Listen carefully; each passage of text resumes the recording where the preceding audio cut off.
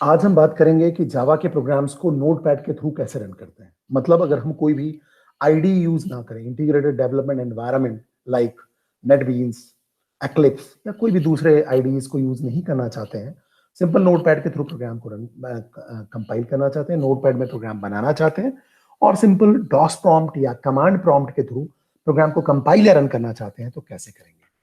तो देखते हैं। पहले हम दो टर्म्स होते हैं, एक होता है पाथ, एक होता है क्लास पाथ। दोनों में डिफरेंस है, पाथ अलग है और क्लास पाथ अलग है।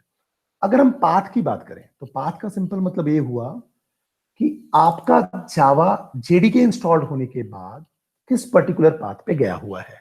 ठीक है, मैं ऐसा मान के चल रहा हूं कि जेडीके के वर्जन अलग अलग होंगे, लेकिन आपने सभी ने जेडीके इंस्टॉल करके रखा हुआ है, आइदर 1.7, 1.8 या जो भी हायर वर्जन या लोअर वर्जन आपके पास इंस्टॉल्ड होंगे।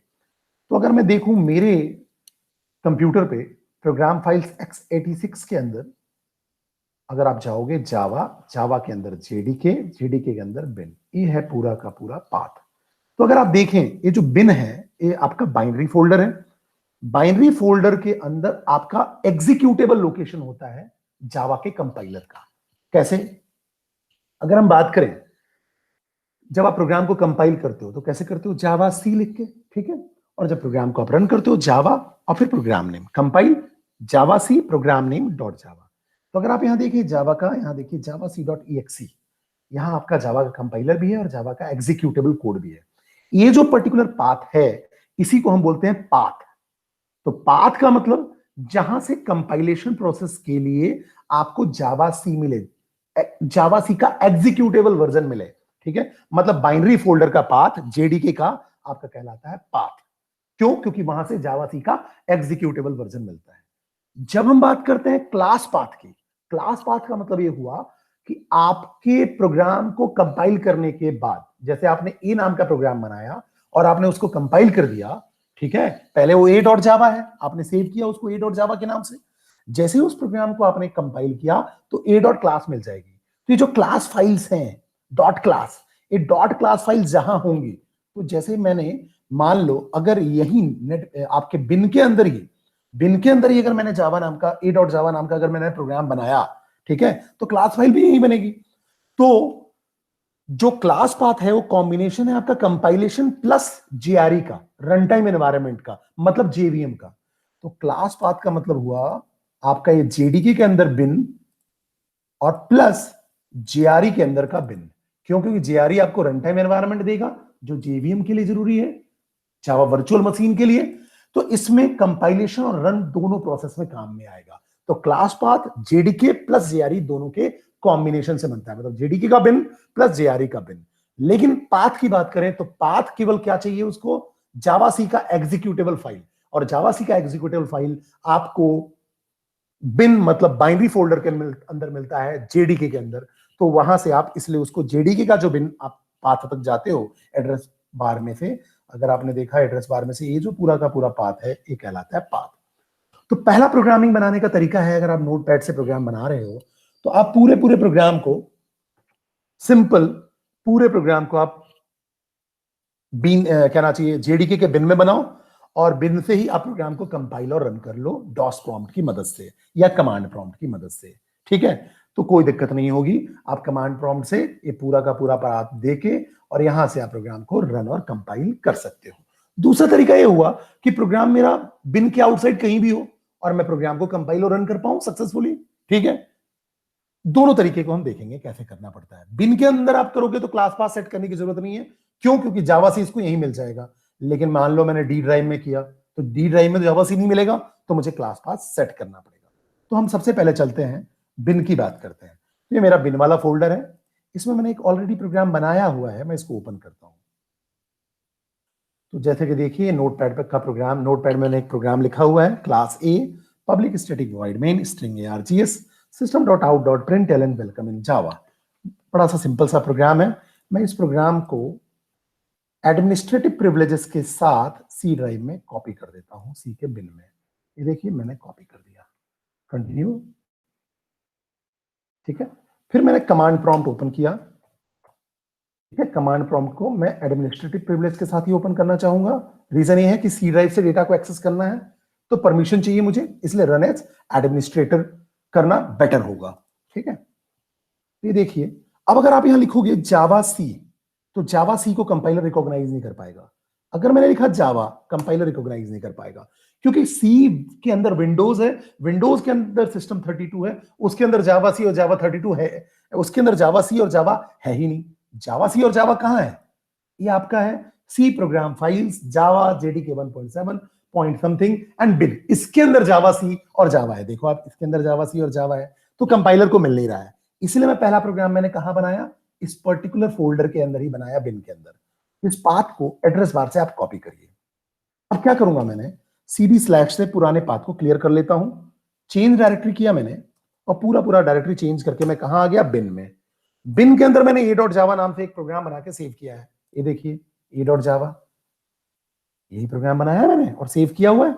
ठीक है, अब मैं क्या करता हूं, जावा सी a.java, अब इसको जावा सी मिल जाएगा। अगर आप देखो तो अब इसको जावा सी मिल जाएगा, जावा सी a.java।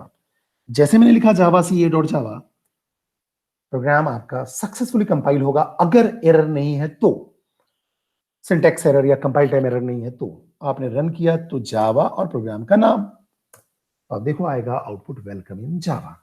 ठीक है, तो मतलब बिन के अंदर आप अगर प्रोग्राम बनाते हो तो डायरेक्टली आपको जावा सी भी मिल जाएगा, जावा भी मिल जाएगा, इसलिए आपका प्रोग्राम कंपाइल भी हो जाएगा और रन भी हो जाएगा। लेकिन अगर मान लीजिए, अब देखिए जैसे ही मैंने कंपाइल किया तो क्लास फाइल भी बन गई, पहले ये क्लास फाइल नहीं थी। अब मैं इस a.java को क्या करता हूं, डी ड्राइव में सेव कर देता हूं। देखिए अब a.java डी ड्राइव में मैंने सेव कर दिया। डी ड्राइव में मुझे जाना है तो मैं फिर से क्या करूंगा, cd slash D colon D drive में आ गया।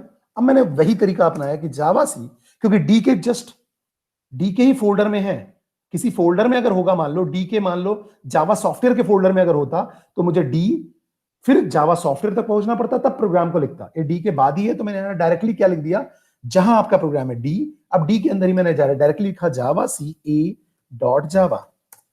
अब आपको बोलेगा कंपाइलर जावा सी तो है ही नहीं, तो इस पर्टिकुलर केस में आपको करना पड़ता है क्लास पाथ सेट। ठीक है, जैसे आपने लिखा सेट पाथ, पाथ आप सेट क्या करोगे? अब सिंपल सी बात है, पाथ कौन सा कहां मिलेगा आपको? जावा सी और जावा कहां मिलेगा?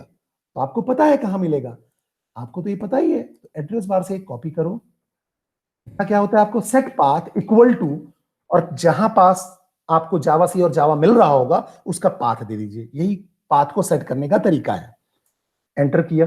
अब अगर मैं जावा सी बोलूंगा तो कंपाइलर बोलेगा कि मुझे जावा सी और जावा कहां खोजना है, इस पर्टिकुलर पाथ में खोजना है। ठीक है, अब मैंने बोला जावा सी a.java, तो कंपाइलर डायरेक्टली जावा सी को खोजने इस पर्टिकुलर पाथ में चला जाएगा और वहां से जावा सी का इन्वोकेशन होगा और प्रोग्राम आपका कंपाइलर रन डी ड्राइव में होगा। तो जैसे ही आपने इसको कंपाइल किया, कंपाइल हो गया आप सक्सेसफुली, रन किया तो रन हो जाएगा वेलकम इन जावा। अब देखिए इसका क्लास फाइल बन गया होगा डी ड्राइव में। डी ड्राइव में अगर हम देखें तो हमारा a.java था और क्लास फाइल भी बन गई, मतलब कंपाइल भी हो गया और रन भी हो गया। इसका मतलब अब मैं किसी भी ड्राइव में आपको बनाऊं प्रोग्राम, लेकिन उसको एक बार पाथ सेट करना पड़ेगा एक पर्टिकुलर सेशन के लिए। मतलब जैसे ही इसको मैं क्लोज करूंगा फिर से आपको पाथ सेट करना पड़ेगा। जैसे आप क्लोज करो, इसको क्लोज करते हैं और फिर से मैंने लिखा कमांड प्रॉम्प्ट, और कमांड प्रॉम्प्ट में मैं गया रन एज एडमिनिस्ट्रेटर किया, तो अगर आप देखेंगे तो फिर से अगर मैंने डी ड्राइव में गया और मैंने बोला जावा सी a.java, जावा रिकॉग्नाइज ही नहीं होगा, मतलब फिर से आपको पाथ सेट करना पड़ेगा। सेट पाथ इक्वल टू, और पूरा पाथ सेट कीजिए, फिर आपने लिखा जावा सी a.java और जावा, या डायरेक्टली आप जावा ए लिख दें तो प्रोग्राम आपका सही सक्सेसफुली कंपाइल और रन हो जाएगा। इसका मतलब क्या हुआ, इस पर्टिकुलर मेथड से जो आप सेट और उसके बाद पाथ लिख रहे हो, इक्वल टू लिख के जो आप पाथ सेट कर रहे हो, इस पर्टिकुलर मेथड से आपको हर सेशन में, हर सेशन मतलब हर बार जब जब आप कमांड प्रॉम्प्ट ओपन करोगे पाथ को सेट करके, तब आप जाके कहीं से भी चला लो, कहीं से भी, मतलब आपने एक बार बता दिया कंपाइलर को कि जावा सी और जावा आपको मिलेगा बिन के अंदर। अब उसके बाद आप ई ड्राइव में प्रोग्राम रख दो, ई ड्राइव के अंदर कोई एबीसी नाम के फोल्डर में रख दो, तो ई ड्राइव से लेकर एबीसी तक पहुंचो और एबीसी के बाद आप जावा सी और जावा के थ्रू उस प्रोग्राम को कंपाइल और रन कर सकते हो, इससे कोई दिक्कत नहीं है। लेकिन अगर हम चाहते हैं कि मैं परमानेंट पाथ भी सेट कर दूं और परमानेंट क्लास पाथ भी सेट कर दूं, जिससे मुझे बार बार ये जो सेट पाथ करना पड़ रहा है ये ना करना पड़े, फिर मैं प्रोग्राम कहीं से भी चलाऊं, बिन से चलाने की जरूरत ही ना हो, कहीं से भी चलाऊं तो चल जाए। ये जो सेट पाथ करना पड़ रहा है मुझे, इस सेट पाथ ना करना पड़े, उसके लिए आपको क्या करना पड़ेगा, माई कंप्यूटर में जाइए, प्रॉपर्टीज पे, प्रॉपर्टीज में जाने के बाद advance system settings, advance system settings में एनवायरमेंट वेरिएबल्स, एनवायरमेंट वेरिएबल्स के अंदर ये सिस्टम वेरिएबल्स वाले पार्ट में जाना है, पाथ में। अब अगर यहाँ पाथ आपके उसमें नहीं मिल रहा है तो आप न्यू पे जाइए और यहाँ पाथ लिख के और वेरिएबल की वैल्यू में पूरा पूरा जेडीके का बिन वाला पाथ यहाँ दे दीजिए।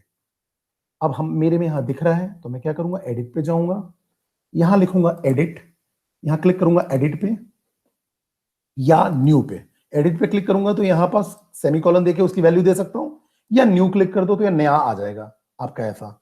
मुझे जाना कहां है, बिन तक ही जाना है, पाथ तो बिन का ही होता है, तो बिन में मैंने पाथ बिन तक का वही एड्रेस बार से कॉपी किया, जावा के जेडीके का बिन। अब जब मैं गया तो मैं फिर से न्यू पे जाता हूं और कंट्रोल वी कर दिया, ठीक है। अब मैंने इसको ओके कर दिया तो ये मेरा पाथ आप देखोगे, पाथ, तो ये पाथ में आप फिर से एडिट करके देखोगे तो यहाँ आ गया सी प्रोग्राम फाइल्स जावा जेडीके बिन। अब आपको बार बार पाथ सेट करने की जरूरत खत्म हो गई, ओके कर दीजिए। दूसरा, क्लास पाथ भी आप सेट कर सकते हो। अब इसमें क्लास पाथ नाम का वेरिएबल दिख नहीं रहा है तो न्यू में जाओ, क्लास पाथ नाम का वेरिएबल बना लेते हैं। वेरिएबल की वैल्यू देने का तरीका थोड़ा सा डिफरेंट है क्लास पाथ की अगर हम बात करें तो।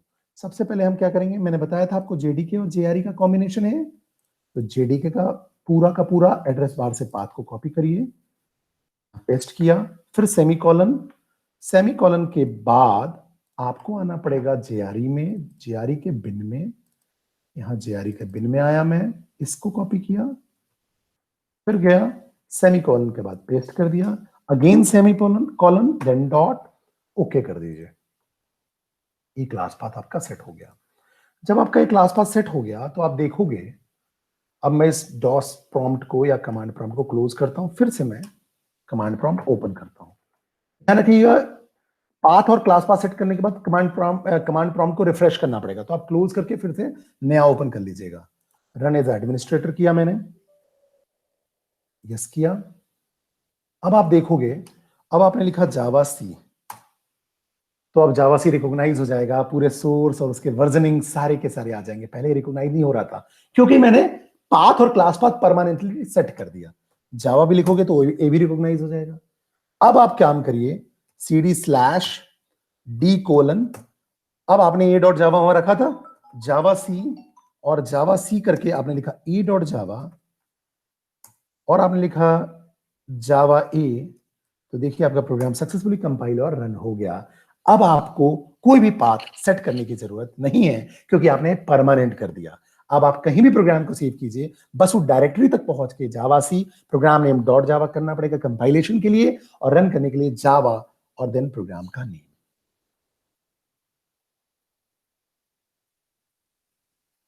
तो ये था आपका पाथ और क्लास पाथ सेट करना, और इसके थ्रू हम जावा के प्रोग्राम बना सकते हैं विदाउट यूजिंग एनी आईडीई या इंटीग्रेटेड डेवलपमेंट एनवायरनमेंट।